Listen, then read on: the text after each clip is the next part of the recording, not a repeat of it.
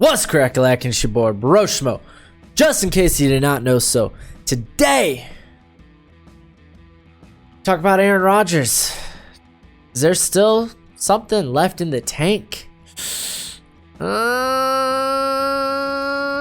see. We'll see if there's something left in the tank. But before we talk about that, I need y'all, if you haven't already, give me a subscribe and shoot me a thumbs up if you enjoy the content, of course. Much appreciated. Really helps the channel. Mucho gracias. Anyway, let's go ahead. Let's talk the Packers. Let's give you a season preview. Aaron Rodgers, I think he'll come back, and you know what? I think he's going to play spectacular. He is, I think this team's going to rebound from a really rough last season. Because they look really good. I hope Aaron Jones and this new coaching staff gets a bulk of the workload, and they play Jamal Williams as more of a backup or more of the guy that comes in and gives Aaron Jones a breather. I'd like to see that because Aaron Jones has played fabulous with limited production. I'd like to see him get more opportunity. Jimmy Graham played pretty bad last year. Him and just Aaron Rodgers didn't click. It might play better this year, but they brought in Jay Sternberger, which I love. That man, that cat was really good coming out of Texas A&M. But let's go ahead. Let's talk about receiver because a lot of people were knocking this receiving core, saying there's not enough. Not necessarily there's not enough depth. I think they've invested a good amount into the receiving core, but there isn't enough. Star power after Devontae Adams, because let's be honest, Devontae Adams is a stud. Another guy is pretty underrated. I think he should be in the talk for best receiver in the league. But looking at a receiver, I mean, you got MVS, who played very well last year. Geronimo, he played really good before he got hurt. So I could see him coming, flipping between outside and slot receiver. St. Brown's there, played pretty decently. Outside of that, there's not much behind those guys, but I don't really think you got a solid 4 receivers right there. They could always add someone later on. But I honestly, I think that's enough for Aaron Rodgers to, work with. So, and if it's not, they'll just draft another next year. But let's go take a look at the offensive line. I think the offensive line looks really good. I love the addition of Elgton Jenkins. I would like to see him play center, but he can play at either guard position as well. And then they signed Turner big money. I don't think he's going to be a tackle. I don't think he's going to play tackle. He can if they need him to, because I know Beluga has a knack for getting hurt.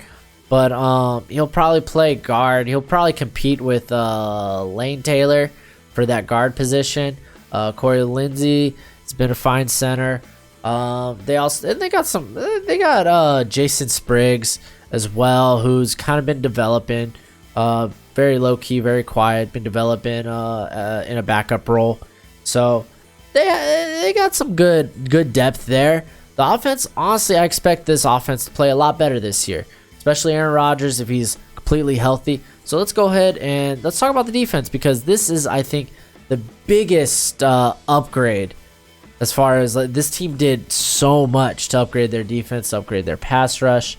They got rid of an agent player like Clay Matthews. They got rid of Nick Perry, who underperformed big time, and they brought in Preston Smith, and they brought in Zadarius Smith. So they're looking to bring the pass rush, and on top of that, they drafted Rashawn Gary.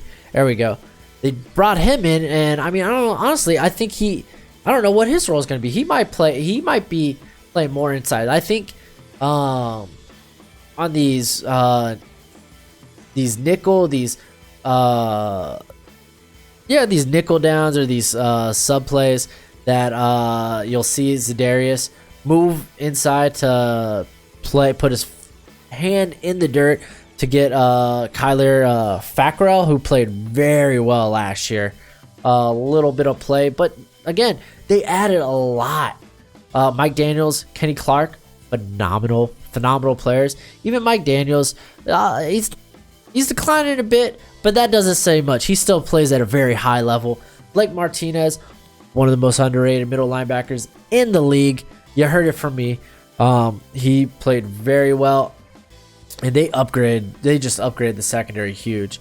I think getting Adrian Amos was huge, and then Darnell Savage, because I put Savage here at strong safety because I want to see him play more in the box. I want to see him not necessarily more in the box. I want to see him play a little closer to the line, kind of like Bob Sanders.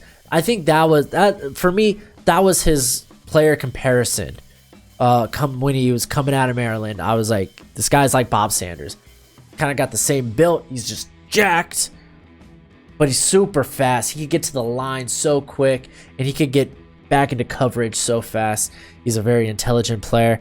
I could rave all day about Darnell Savage. Oh, that was a great pick.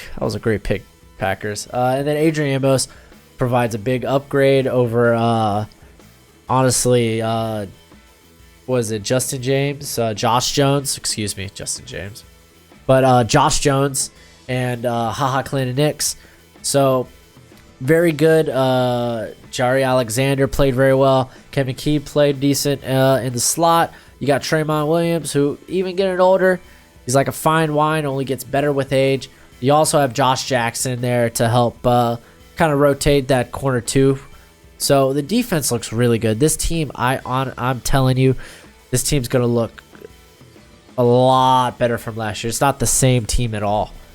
And let's go ahead. Let's take a look at the schedule. We're going to be starting with the Bears, man. The Bears. That's going to be a tough game, but hey, you put it off last year, right? And again, you're playing in a tough division. Because I think, honestly, that NFC North is up for grabs between you, the Vikings, and the Bears. Speaking of the Vikings, you got them week 2. You follow that with the Broncos. Then you got back-to-back tough games here with the Eagles and the Cowboys. You get a bit of a break with Detroit. Detroit fans aren't going to like me saying that. And Oakland's a pretty... I don't know how to feel about Oakland. I don't know if they're going to be good or not. I couldn't tell you. But then you got the Chiefs, the Chargers, Panthers team that I think is going to be very, very resilient. 49ers are going to be much better than they were last year. But you finished with not a terrible 5-game stretch where you face the Giants, the Redskins.